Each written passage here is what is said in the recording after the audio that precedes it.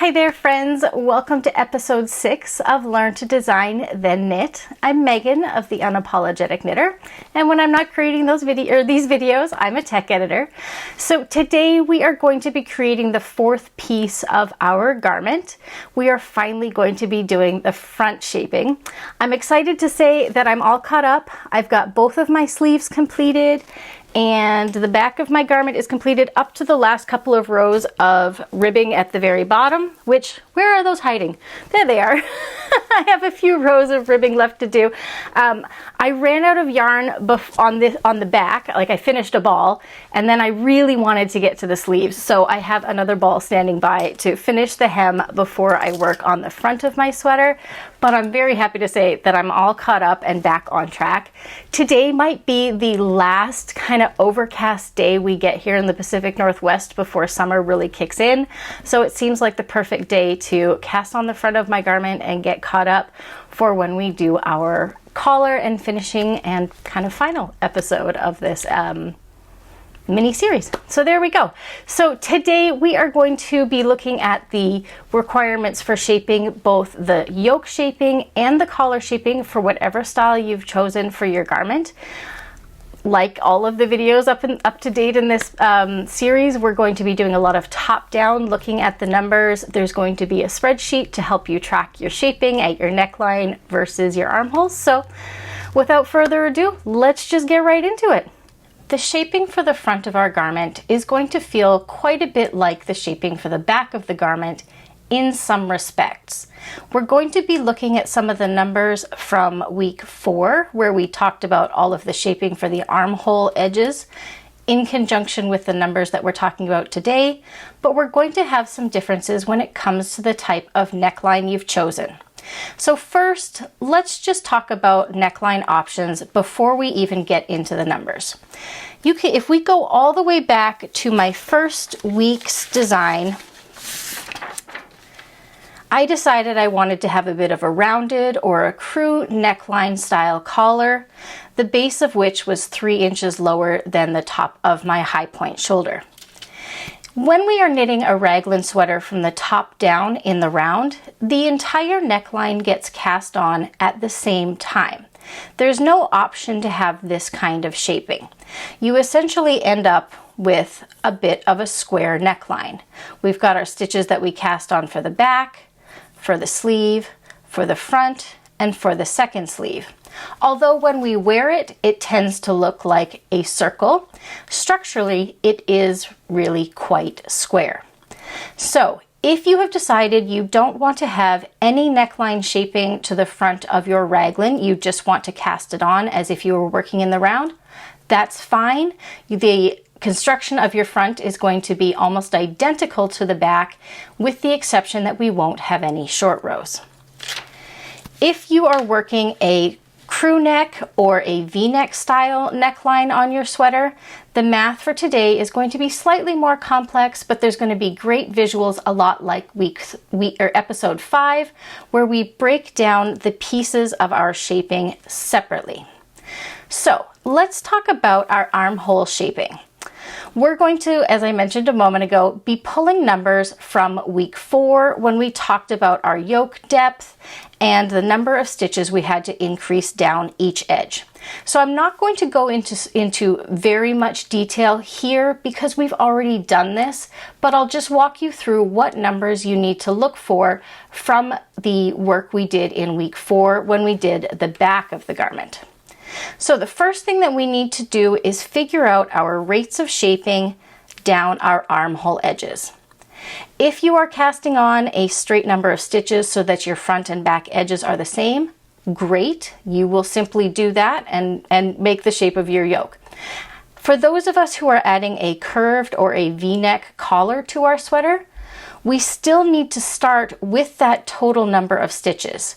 Although the number of stitches we cast on for each side of our neckline edges may be different, we still need to assume that our total front neckline will be the same width.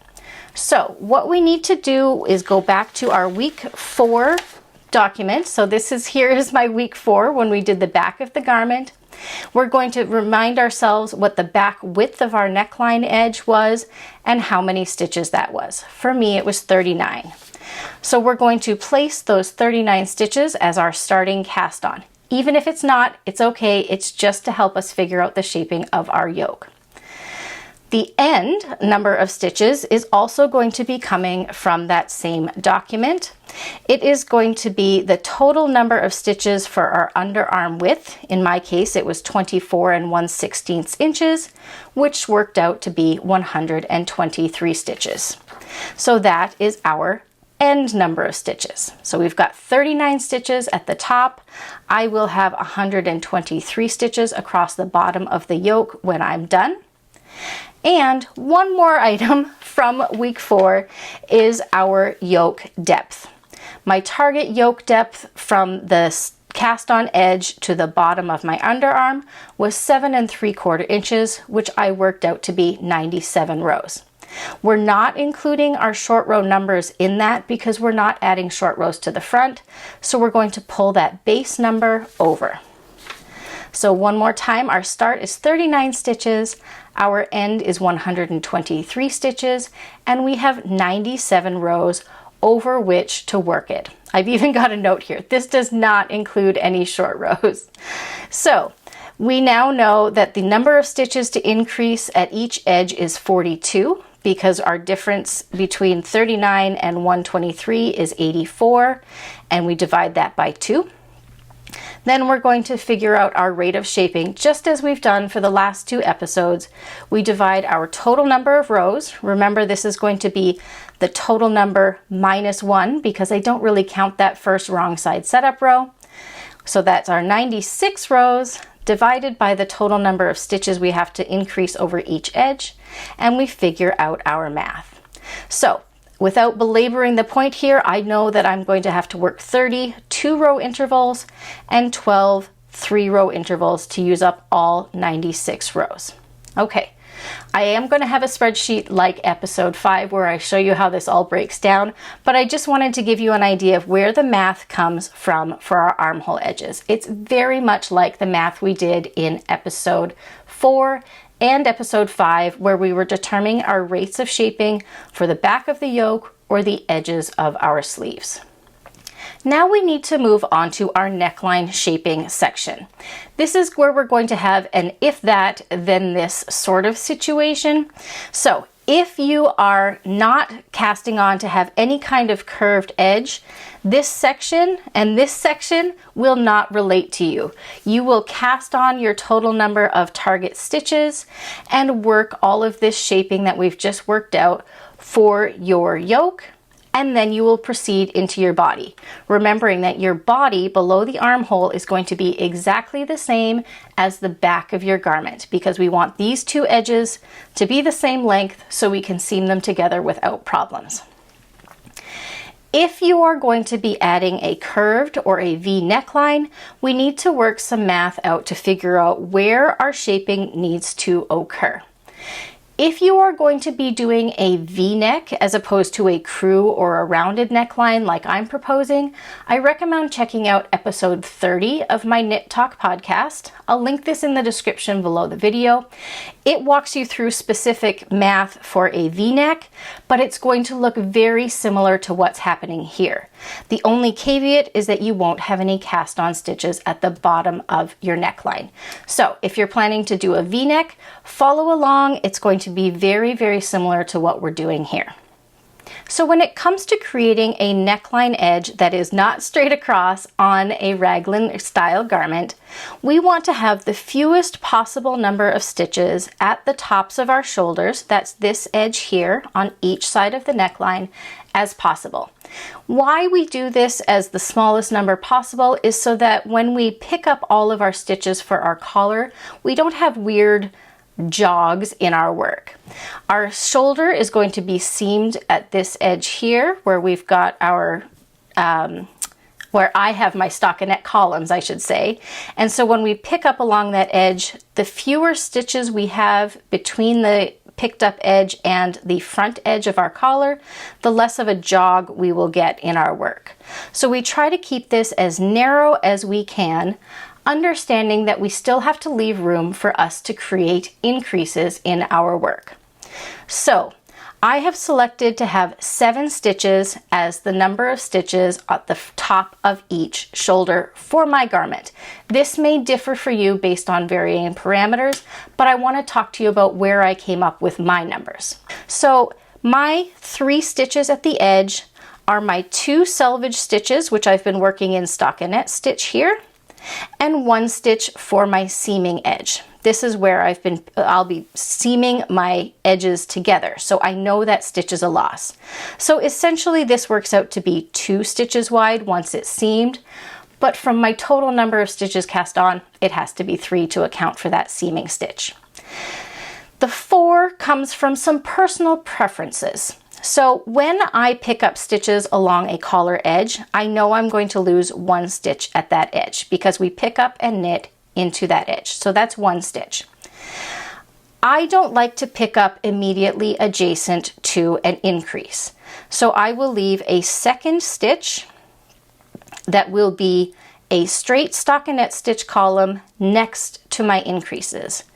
The 3rd column will be where I work my increases. Now, obviously this is because of the method of increasing that I'm doing. This will be worked between stitches. I'm doing make 1 lefts and make 1 rights, but that will leave me with a solid stitch that is not an increase area between my picked up edge and my increase. That is a personal preference. If you feel comfortable picking up and knitting stitches immediately adjacent to increases, you can omit this column. That is just a personal preference. That leaves me with 2 stitches out of these 4 to work my in pattern. Now, that in pattern again is just a preference. I'd like to have at least 2 stitches over which I can work my established pattern. Because in this edge here, between my 3 stitches and my in pattern stitches is where I'll be also working my increase stitches for the armhole edge. So all of that to say, by the time we pick up our stitches at the neckline edge for our collar, and by the time we seam our armhole edge to the sleeve, it will essentially be only 5 stitches in between that will be used for our in pattern. Okay, so that's where I've come up with my 7 stitches. I know that I would like the bottom of my neckline edge to be about 2¼ inches wide.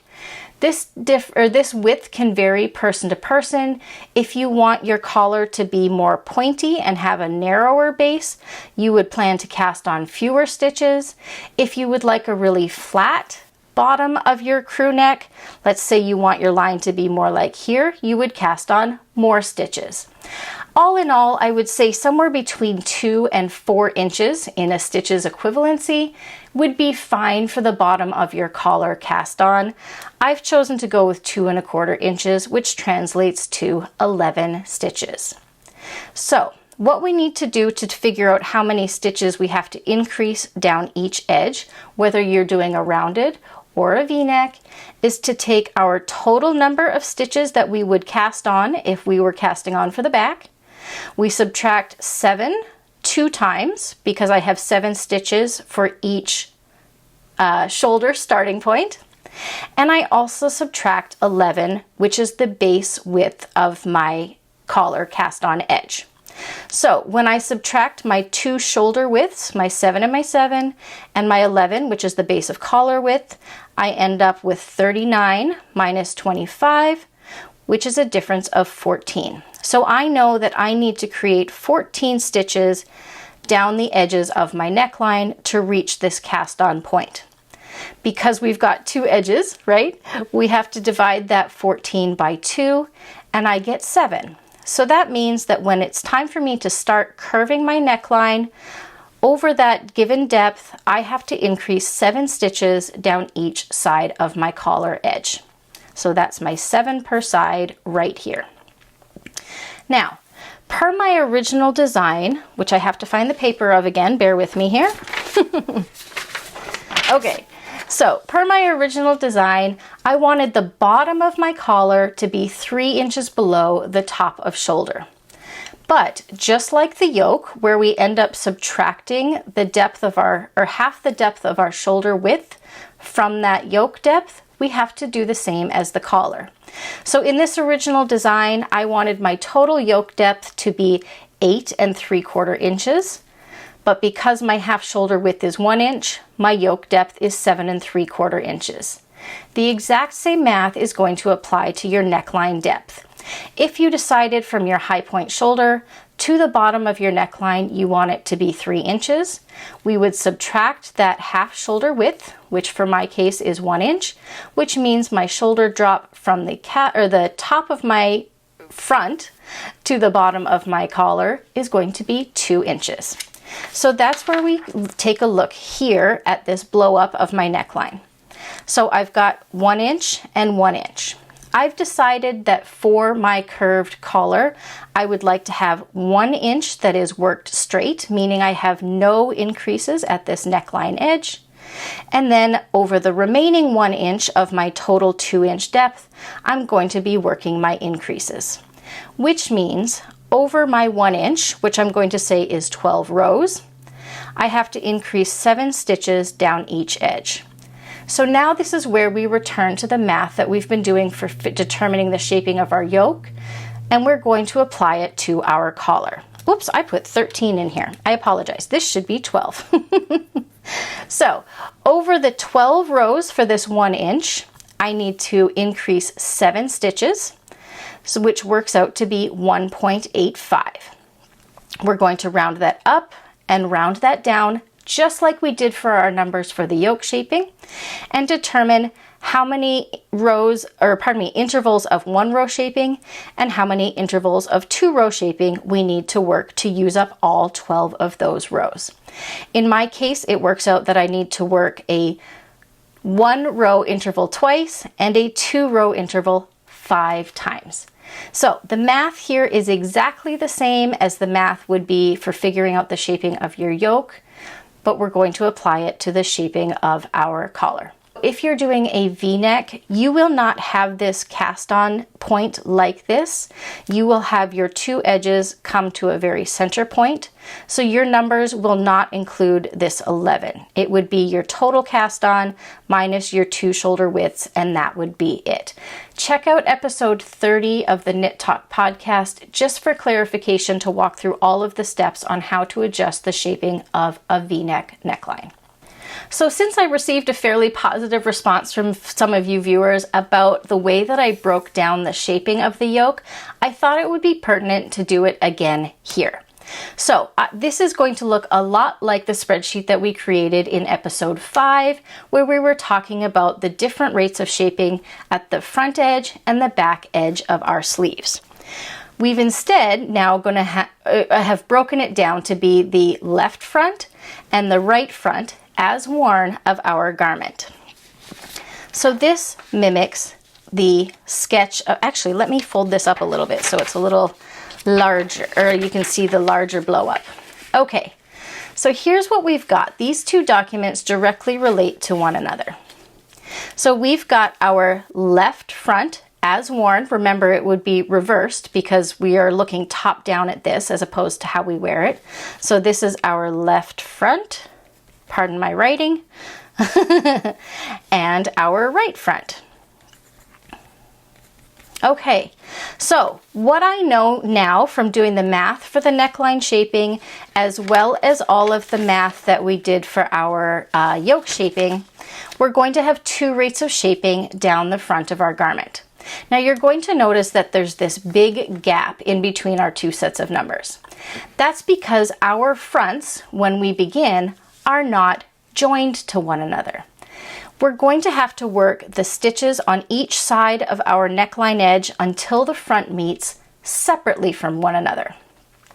I recommend working your left front first, placing it on hold, then working your right front, and then joining them. This just avoids one additional step of joining stitches if you worked them in the reversed order. So what we're going to do with our left front, remember that's this edge here, we're going to end up working increases every 2 rows, in my case, at the armhole edge, which is this edge, for 1 inch, because I wanted the top 1 inch of my collar to have no shaping. Then, once I've reached that 1-inch line, I'm going to begin my neckline shaping, which will be worked in tandem with my armhole shaping. I'm sure you can see the similarities between this and week 5. Our armhole shaping is pink and our neckline shaping is green, and we simply work across the right side and wrong side rows in the order that this is presented. Now, once we've completed all of our neckline shaping and we've reached our target depth, which for me was 2 inches or 25 rows, on the next right side row, we have to cast on those stitches for the front of our garment. However, we are not doing that on the left front. We're going to work our left front all the way until we get to this point. That's a terrible arrow. We've worked our final wrong side row of our left front. All of our neckline shaping is complete. And when we get to that point, we're going to break the yarn and place our stitches on hold for the left front. Then we're going to work our right front, and the right front will be a mirror of our left front. We'll have armhole edge shaping for the first inch, while the front neckline edge has no shaping, or whatever your shaping works out to be for your garment. Then we will complete all of the neckline shaping in tandem with the armhole shaping until we reach that 2-inch depth, at least for my garment. Remember, this is going to be different for yours. However, once we get to the bottom of that right front and we've completed our final wrong side row, we are not going to break our yarn. We're going to turn to work the next right side row, which in my case will be row 25. I will work my increase at the armhole edge and then work to the neckline edge without any additional shaping. This is where I cast on my 11 stitches. Again, I'm going to belabor this, but this is where you'll cast on your number of stitches based on your design. Once you've cast on those 11 stitches, I would recommend using the backwards loop cast on method, but you can use whatever method you feel comfortable with. Then we're going to pick up all of the stitches from the left front and put them on our needle and work across them now. So now the entire front of your garment is all joined together in one piece, and you will continue working your yoke shaping. So if we go back to this original sketch, that imaginary line for me, the 25 rows, is right here. I've worked my neckline shaping on both edges. I've cast on those 11 stitches for the front at the 2-inch mark. Now I have to complete the remainder of my yoke shaping at the armhole edges only, and everything in between those is going to be knit even. So I've got all 96 of my rows here drawn up so that I can check them off as I go. So that is how we are going to shape the front of our neckline and yoke.